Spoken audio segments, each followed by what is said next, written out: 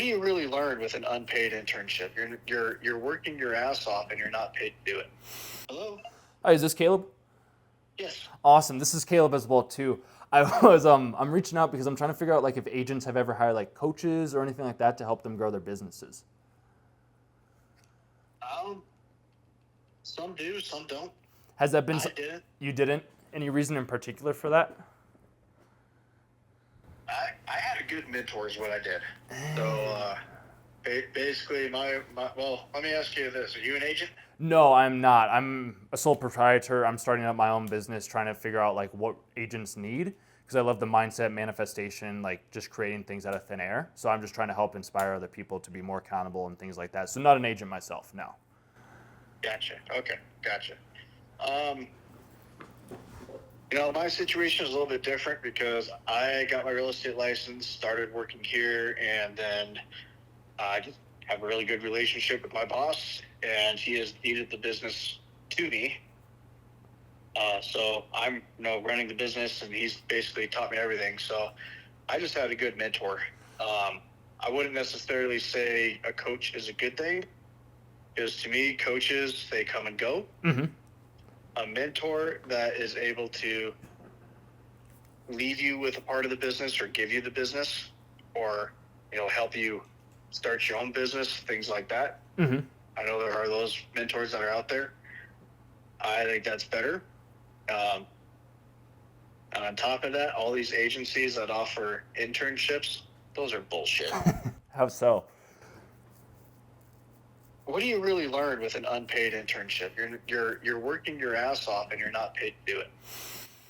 Yep, I can agree with you there. I had a paid internship, so that's why I was curious as what you meant by that. Yeah, so, when it comes to internships, unless they're paid, they're not worth it. So, yeah. But that's kind of where I'm at with things. Like, coaches, there's a lot of these coaching agencies that are out there, this and that. I don't see value or worth in them. Mm-hmm. Because coaches come and go. But if you find yourself a mentor that's willing to stick with you and, work with you side by side, it's going to last a lot longer. If the coach was able to do the same thing as a mentor would, where it's just like they don't come and go, like they're there for you through the thick and thin, would that be a different scenario for you then? Well, I wouldn't necessarily call them a coach at that point. I'd call them a mentor. Okay. Mentor or a partner, some sort of a partnership. But you never paid for your mentor. It was just like this person's just here to help you out. Yeah. I never paid for it. I mean, and I guess in a way I am paying for it because he does get a chunk of my commissions. Yeah. But in return, when he retires, the whole business is mine. That's incredible. You got into a good spot then, Caleb. Yeah. So I mean, that's and the ironic thing. Like my background is firefighting, and I have multiple degrees, and my biggest degree is in business management. Yeah. So one of the things that I've learned is, building your businesses and everything. Businesses get built, businesses fail. That's just, circle of life. Yeah. But if you're able to build a business and you then get people to work for you that are A, smarter than you, and B, they have that drive in that niche, and they know that, hey, if I work for you, I get a part of this business when you go, they're going to stay longer. True. It's almost incentivizing you to stay there. You got to have those incentives. So it's kind of like I used to do a lot of work with volunteers. Mm-hmm. And volunteers, the problem with volunteers today, there's a lot of people that want to volunteer. But the people that manage these volunteers don't know how to manage people. Yep. Unless you don't have a lot of volunteer organizations anymore because they fall through. Volunteers are people. They need to be appreciated. Yep. It's the same thing with workers. You got to appreciate them. So. And do you feel like most people aren't appreciated then in the work or the volunteer like that they're doing? It kind of sounds like that's what you were coming off with. No, volunteers are greatly underappreciated, and they are deemed as expendable. It's the same thing with interns. I have a lot of people that have come to me, a lot of kids that I've known throughout the years. Yeah. And I've told them, and they're like, yeah, I'm applying for this internship, but my first question is it paid? Yeah. And if they say no, then I say don't do it. Because you're spending your whole summer working for free. Yeah. And then when your internship is up, they say possible hiring, they're not going to hire you. Or they may hire 2 or 3 out of the entire pool, but you are fighting for your life at that point, and it's not really worth it. So you almost don't believe in doing free work then? I believe that we are to serve. I do believe that. Yeah. But I don't believe that we should be serving at a capacity to where we end up with nothing. I can agree with that. Have some sort of compensation for the work that we do. Mm-hmm. Yeah. I mean, it doesn't need to be monetary.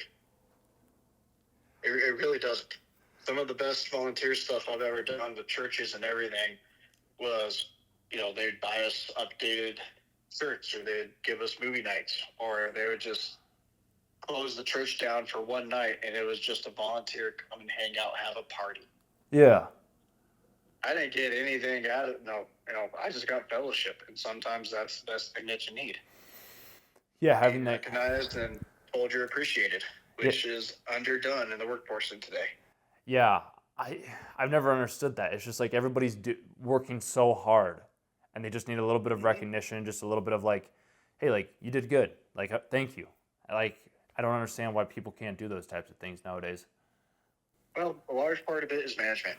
And management, you have good managers, you have bad managers. And the good managers are the ones that understand and they recognize, and they know that their volunteers or employees, they need to be appreciated.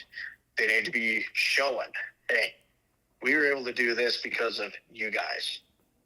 And I want you guys to reap the benefits here of the hard work you've put in. Whether it's a night out, whether it's a bonus, whatever. The managers that take the position, same with, some of these coaches that take the position of people are expendable.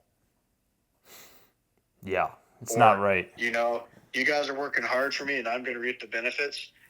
Those are the people, they make money, but they have a constant turnover. And eventually, people catch on, and those people end up going belly up because of it. So, but back to you when it comes to, coaches and this and that. The term coach is so overly used. Mm-hmm. But the term mentor hardly exists right now. Okay. So I would change your focus here from coaches to mentors. Yeah, I like that. And mentors that are going to be partners that are going to help you benefit. Whether it's in real estate, whether it's in small business, entrepreneurship, whatever. Yeah, I'm mentoring you to have the most amount of success that you possibly can. Would consultants fall under that same umbrella for you then, or what does that look like for you? No, I think volunteers fall under that as well. But like consultants though, like if you're a consultant, yeah. Yes and no. I mean, it depends on the consultant. Mm-hmm. What are they actually consulting you on? Is it financial stuff? Is it in this? Is it in that? Like, I have a really good buddy who, he consults me now and then on financial stuff. And part of what happens is, hey, I put my money here. And instead of me constantly looking at it, he looks after it, checks in with me, this or that. And if it works out, hey, great, I get to reap the benefits. If it doesn't work out, then, hey, I thought this was a good thing and it didn't pan out. I'm going to give you XYZ because I consulted you wrong. I got a benefit from that. Yeah. Because everybody buys benefits, not features. It's like, and everybody's in it for themselves at the end of the day. So it's like, how do I help you out as much as I possibly can? And that's where I guess the mentor comes in. Is like, I want to help you out so you can be successful. So that then you can take over this, and I'm also gaining success as well too because I'm teaching you to be better than you were beforehand. Yeah.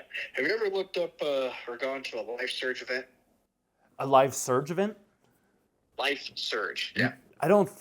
No, I have not. Okay. next, I don't know if you're based in Colorado I or am. not, but yeah, next they roll through about once a year.